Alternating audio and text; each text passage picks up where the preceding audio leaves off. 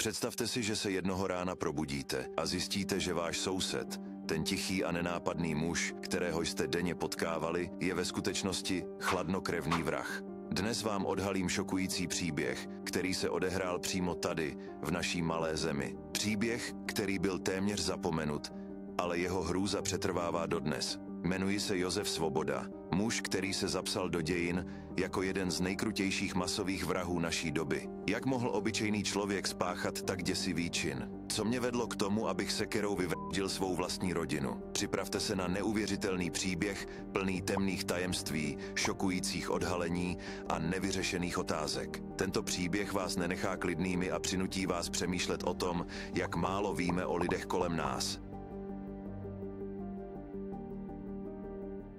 Narodil jsem se do chudé rodiny. Ve škole jsem nikdy nevynikal, spíš naopak. 3 roky měšťanky jsem ale zvládl. Když mi bylo 14 let, opustil jsem školu a šel do učení. Za války jsem pomáhal na soukromém zemědělském statku a později jsem střídal různá zaměstnání. Nejčastěji jsem pracoval jako řidič. Alkoholu jsem se vyhýbal, ale měl jsem problém s agresivitou, která mě často dostávala do konfliktů. Trpěl jsem stihomamem a neustále podezříval okolí, že je proti mně zaujaté. Lidé o mém výbušném chování věděli a drželi si ode mě odstup. Kvůli mé pověsti se mě zpočátku nechtěla vzít ani Drahomíra Furmánková, se kterou jsem se seznámil v roce 1948. Přesto si mě po narození našeho syna Josefa o rok později vzala, i když její rodiče byli proti. Od začátku jsem se k Drahomíře choval násilně. Podezíral jsem ji z nevěry.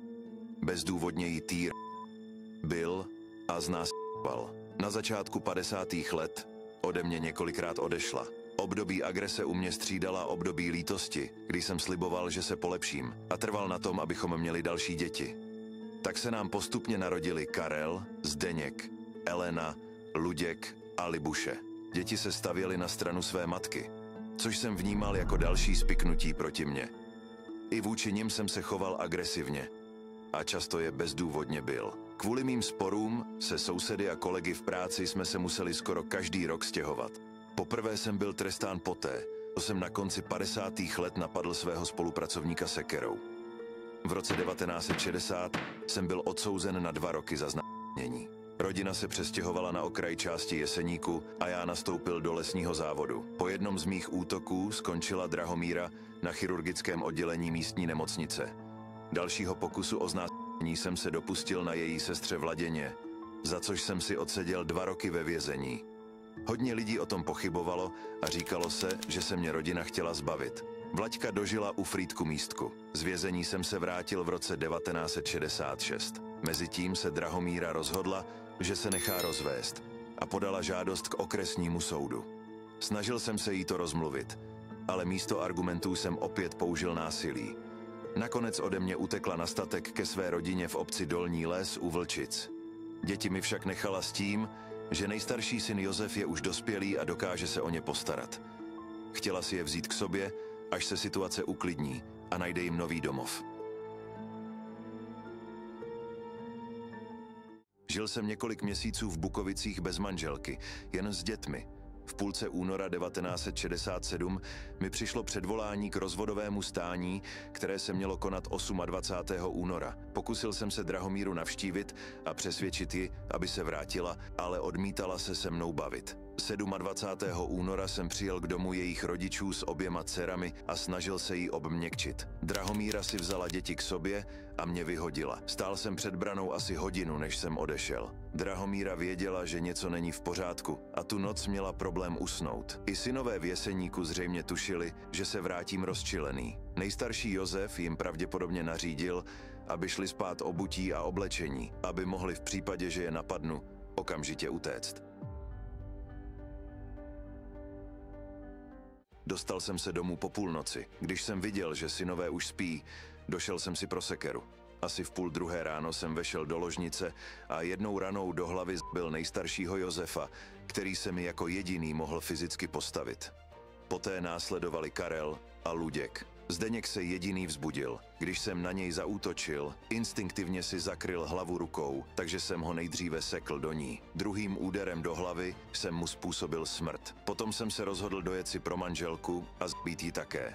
Vydal jsem se pro traktor na své pracoviště. Cestou jsem míjel hlídkujícího příslušníka veřejné bezpečnosti, kterému jsem vysvětlil, že máme se žněmi moc práce a proto jsem si musel přivstat. Ačkoliv mu poznámka o žních v únoru přišla podezřelá, nechal mě odjet. S odcizeným traktorem jsem se vydal na dolní les.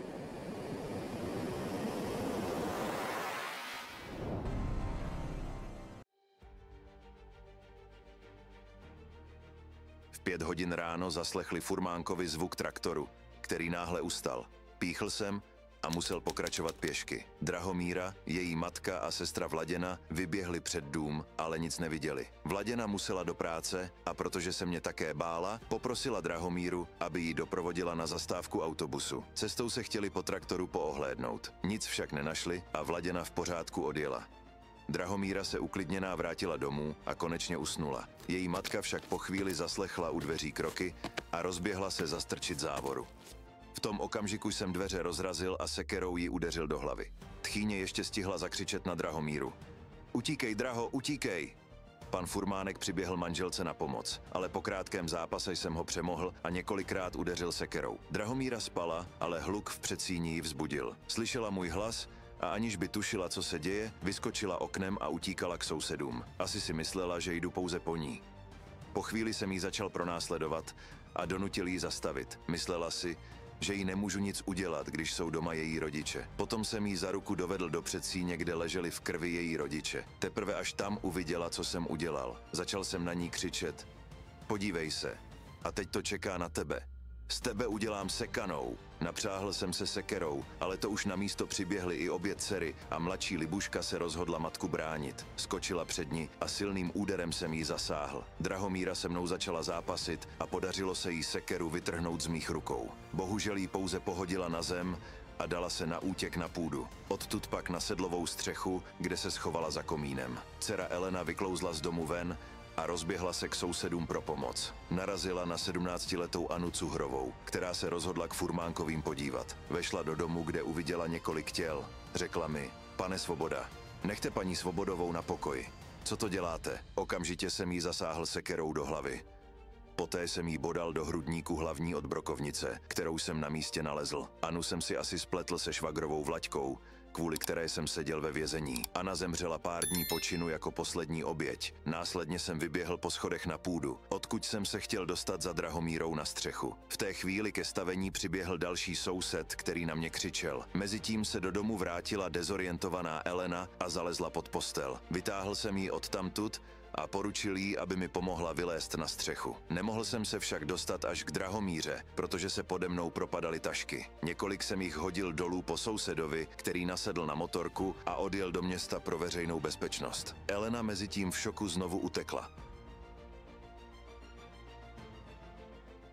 Když jsem si uvědomil, že se k Drahomíře nedostanu, vztek mě pomalu opustil a rozhodl jsem se, že už nemám proč žít. Slezl jsem ze střechy a zamířil k rybníku. Vstoupil jsem do vody a 8krát se udeřil sekerou do hlavy. Rány však nebyly dostatečně hluboké. Poté jsem se vydal směrem k lesu. Celou dobu mě manželka ze střechy sledovala. Byla vyčerpaná, v šoku a promrzlá. Kolem 8 hodiny dorazila veřejná bezpečnost a lékaři. Naložili zraněné a začali mě po celé vesnici hledat. Jeden z obyvatel vypověděl, že jsem na útěku ukradl pušku. Tím jsem pátrání značně zkomplikoval, protože se veřejná bezpečnost obávala, že bych mohl zaútočit i na ně. Celé okolí bylo uzavřeno, ale pátrání bylo bezvýsledné. Nakonec mě našel na dně lomu Hudberg u Skorošic stopařský pes. Ohledání mého těla prokázalo, že jsem se nejdříve pokusil oběsit na provaze a poté skočil do lomu. Čas mé smrti byl podle rozbitých hodinek určený na 10 hodin a 56 minut. Největší hrůzy se často skrývají za zdmi, které považujeme za bezpečné. Ignorování varovných signálů může mít fatální následky. Buďme vnímaví k těm, kteří potřebují pomoc. Během tragické noci 27. února přišli o život 4 synové Josefa Svobody. Josef, Karel, Luděk a Zdeněk. O několik dní později, 2. března, podlehl svým zraněním Jindřich Furmánek.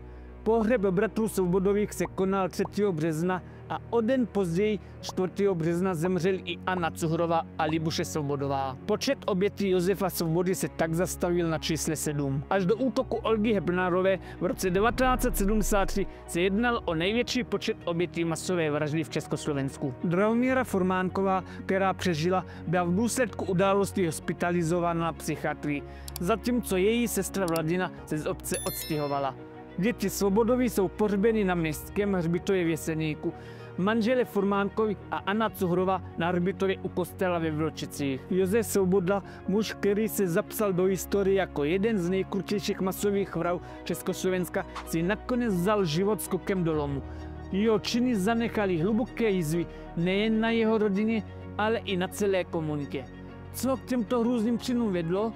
Bylo to jen krátké selhání mysli, které si později uvědomil a proto zvolil sebevraždu.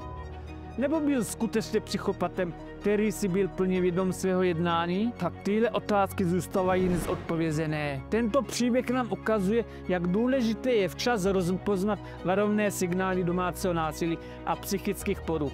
Josef Svoboda vykazoval známky agresivního chování již dlouho před tragédií. Byl násilnický vůči své ženě, dětem i okolí. Jeho případ je varováním, že domácí násilí může eskalovat do nepředstavitelných rozměrů, pokud není včas řešeno, a zároveň nám připomíná, jak někdy málo víme o lidech kolem nás. Josef Svoboda byl na první pohled obyčejným mužem, ale jeho temné stránky a vnitřní démony vedly k tragédii, která otřásla celou zemí. Nesmíme ale zapomenout, že skutečnými hrdiny tohoto příběhu jsou ti, kteří se postavili násilníkovi. Mladá Libuše, která zachránila svou matku za cenu vlastního života. Anna Cuhrová, jež se snažila pomoci, i všichni ostatní, kteří se nebáli zasáhnout. Tento dokumentární příběh není natočen pro senzaci, ale jako memento a varování. Ukazuje nám, jak důležité je nebýt lhostejný k násilí kolem nás a včas vyhledat odbornou pomoc. Pokud se vy nebo někdo ve vašem okolí potýká s domácím násilím, neváhejte kontaktovat odborníky nebo linky důvěry. Někdy může včasný zásah zachránit životy. Nebuďte lhostejní k násilí ve vašem okolí. Příště by mohlo být pozdě. Násilí nikdy není řešením a včasný zásah může zachránit životy. Tento dokument není zamýšlen jako glorifikace násilí, ale jako varování a výzva k prevenci podobných budoucích tragédií. Pokud vás tento příběh šokoval, nezapomeňte, že jeho cílem není jen dokumentovat do různé události, ale také varovat před nebezpečím, které může vzniknout, pokud ignorujeme varovné signály.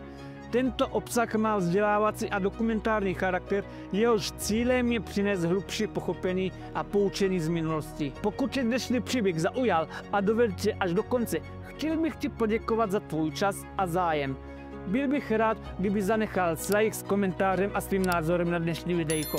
Pokud má zájem o další skutečné příběhy, rozhodně se podívej na ten minulý. Věřím, že tě zaujme stejně jako tento. Tak se tedy mějte a budu se brzy těšit u dalšího videjka. A hlavně se zapomeňte množit a mějte se rádi.